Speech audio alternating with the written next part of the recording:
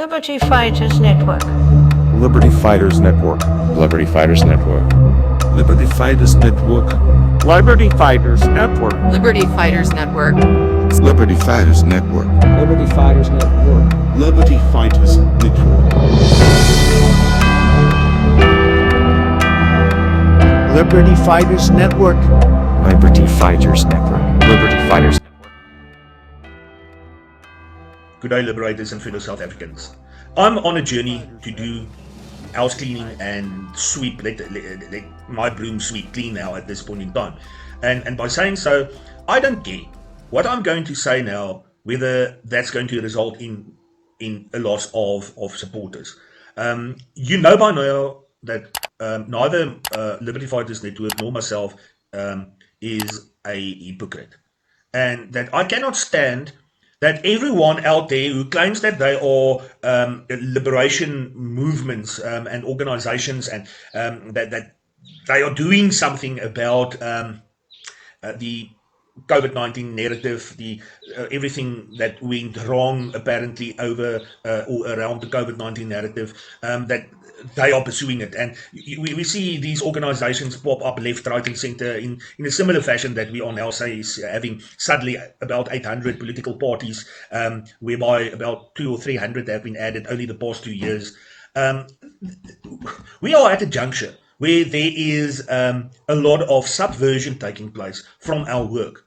There's a lot of controlled opposition, and we need to come to a point whereby we identify the subversion and also the controlled opposition. And one of those subversions is the idea of immediately going to open criminal cases against anyone who is found to be in the wrong in our mutual pursuit of liberation. So this one guy that have made scandalous and frivolous and vexatious accusations against Liberty Fighters Network and myself over the past few weeks, he was actually the one driving institution of criminal prosecutions. And the interesting thing is that he did not even open one criminal case, as he said he did, not even on his own cases. So that was also a lie.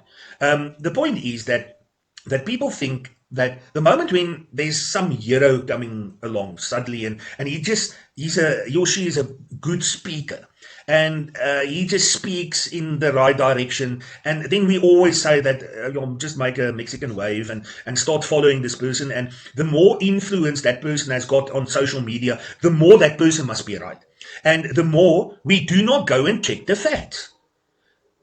Just like we have become super researchers over the lockdown period, we are now really poor researchers, because just by people saying just by saying something, we believe that it's the truth, and we don't go and check the fact.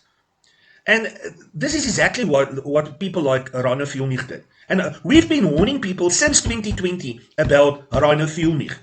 And there are still people believing, just like there are still people believing that Donald Trump is the savior of the world and he's going to come back with a vengeance. And he's not, people. He's not. And Reyno De Beer is not the one who has pursued our case internationally. And let me just put the facts straight. Before you say that, oh, Reyno, you are jealous because these people are doing something and you are not. I'm not jealous. It's for the fact that I see and I know that those people are not only doing nothing to contribute to our problems that we are having. What they are actually doing is that they are putting spanners in the works by pursuing these criminal cases, instead of starting out with the civil cases and work on forward. A civil process is the one that one must use to collect information by way of using the various discovery processes in civil proceedings. Through that, and through following these court processes and getting affidavits from the other opposing side, you obtain information. When you go and open a criminal case at this juncture, what you're doing is that you are opening that case on a suspicion. You want the state to go on a fishing expedition by relying on international CDC statements and so forth, and put it as proof in your affidavit. If you have not gone to that person who wrote that and who can testify to that, it means nothing. Zip, zero. That's not evidence. That is not even hearsay evidence. That is only a suspicion. You cannot on only a suspicion go and found your entire criminal case, and it sounds so noble when people like I've got so much respect for Dr. Faan Oosthuizen. He's such a nice person, and I've spoken to him before about this, communicated with him before, that I don't think that the criminal proceedings that or the charges which Stop the Shots have initiated are actually the right thing to do at this point in time. And I've invited him to rather support civil matters so that he can collect the money. He can collect the evidence at the end of the day. But at the end, he did pursue because he wants to do something, and I respect him for that. But when you read through the statements that he have presented, and there is a criminal case in Durban going on, the chances that it's going to be investigated is it's 0 to none. What the police is going to do is like they're just simply going to pursue or put the docket in front of the National Prosecuting Authority, a senior prosecutor, and he or she is just going to nolle prosecute it, irrespective of the fact that the investigating officer will ask the NPA to please assist with the investigation. Whenever they get instructions from an investigating officer to do that, in most of the cases, they know that it's an instruction that they're not going to waste their resources of the police to go and investigate those matters. Hence, and then they just get the coding code word and nolle prosecute. We need to fulfill and complete the complete civil processes with these matters. Whether we are pursuing the banks, whether we are pursuing the judiciary, whether we are pursuing the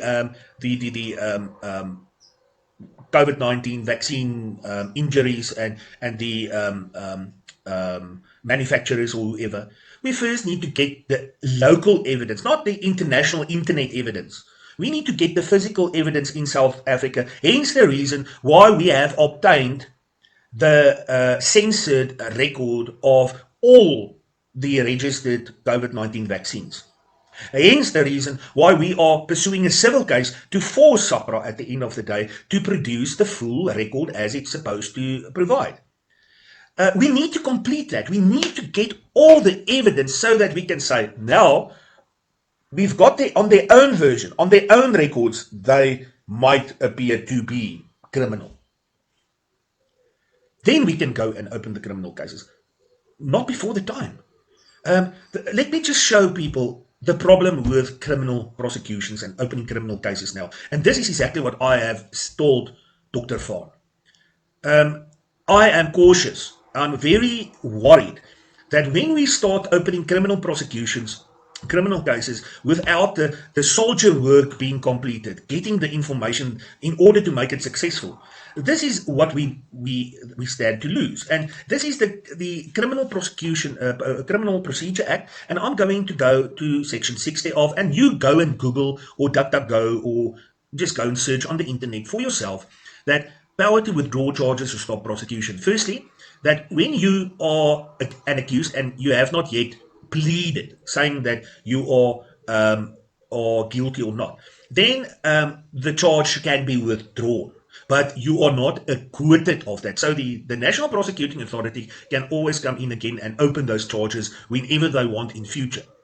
Then in 6B, it says that after you have pleaded, but before conviction, stop the prosecution. So when the National Prosecuting Authority comes in and stop your prosecution after you have pleaded and when the prosecution basically or the trial have started, they can then stop the prosecution, but the director, Attorney General, here is the reference to the Director of Public Prosecution or person authorized by him or her, must also consent to that prosecution being stopped. And then the court then acquits the accused.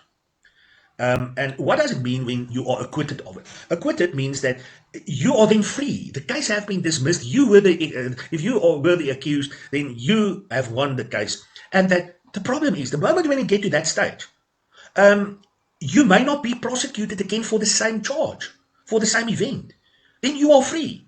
So it means that if we are opening a criminal case now without the factual information, without the evidence, we are bound to fail in the sense that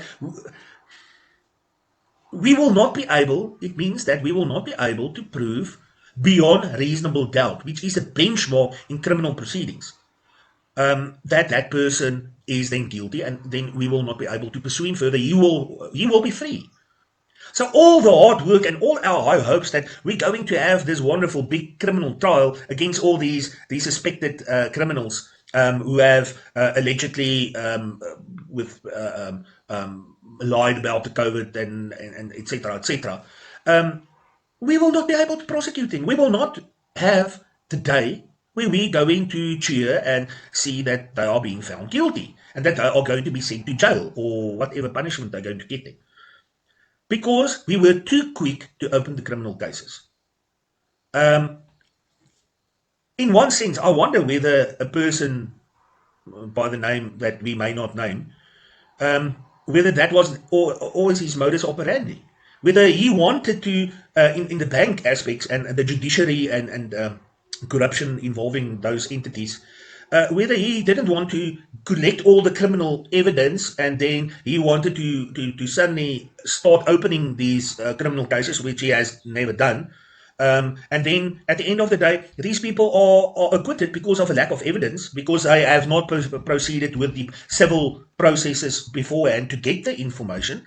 And then all our hard work is going to go to ruins.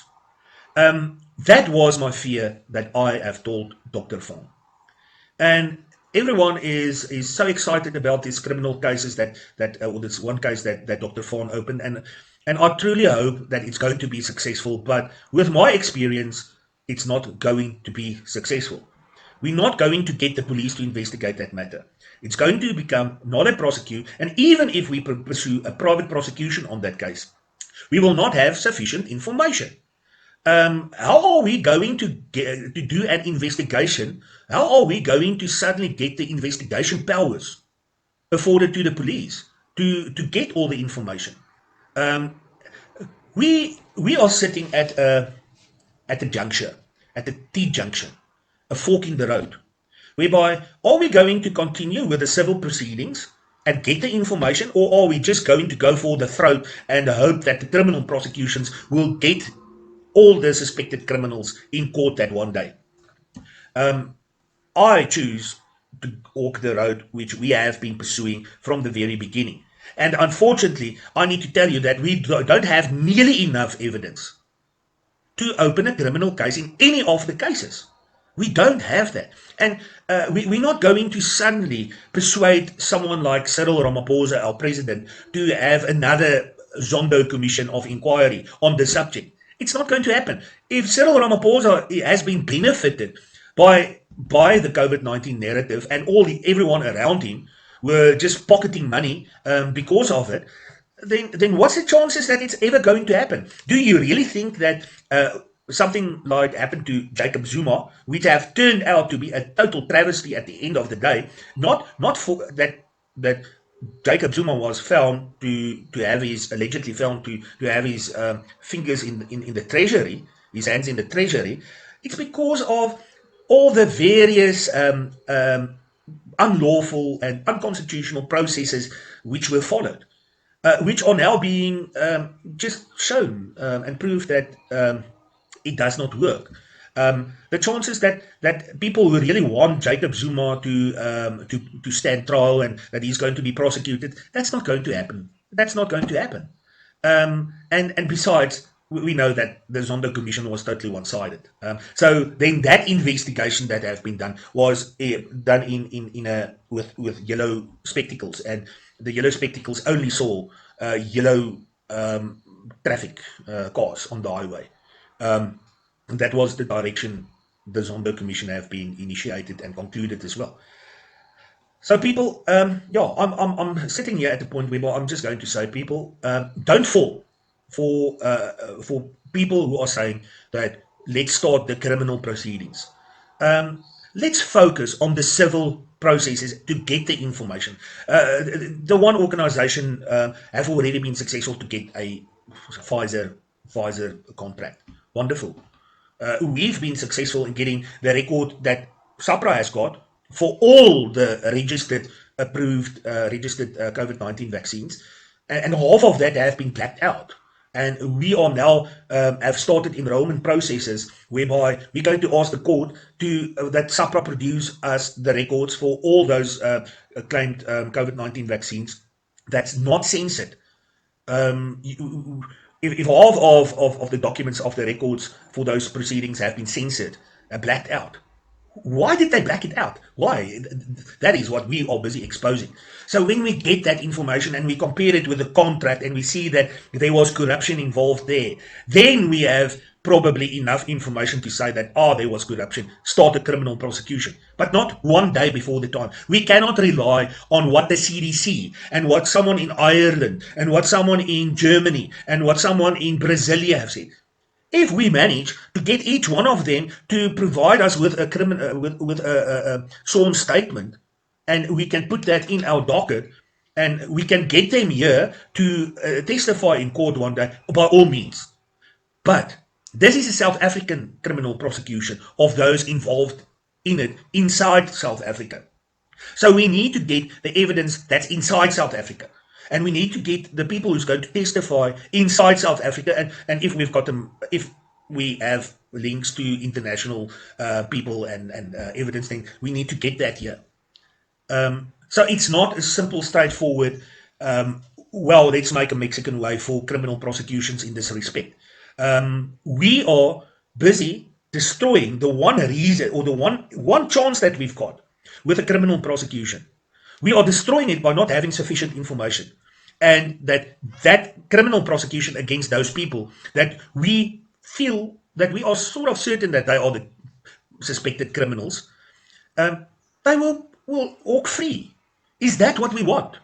No, Liberty Fighters Network has got a proven record that you can go and search on the internet of what we are doing and what we are busy doing still. So we're not going to sacrifice all the time and effort that we have put into this in order to eventually get enough information and go and open the criminal cases. We're not going to sacrifice that. We're not going to jeopardize that at all. And unfortunately, all those who are pursuing criminal cases, in whether it's for the banks or the judiciary or COVID-19 vaccinations, COVID-19 injuries, it's not the correct processes to follow. We need to complete the civil processes first, and only thereafter we can open the criminal cases. Sorry that I have said this, but this was very important because people don't know why although a criminal prosecution and a civil process can walk hand in hand, but when they don't eventually meet up in front there at the same juncture, and the civil process can give evidence in the criminal proceedings and vice versa to assist one another, it's not going to work. And at this point in time, there's no such civil processes going on to get the evidence that we are requiring in order to get a successful prosecution. Sorry to be the bearer of bad news in that respect, but this is the reality. And as I've said, you make up your choice. Go and support them. Go, please do. But in reality, it's not going to work. And, that's that. If you like this, share this, ring the bell, become subscribe to this channel, and also consider joining as a member to help us fund ourselves for our work. But in any event, God bless, Godspeed. Until the next time. Liberty Fighters Network. Liberty Fighters Network. Liberty Fighters Network. Liberty Fighters Network.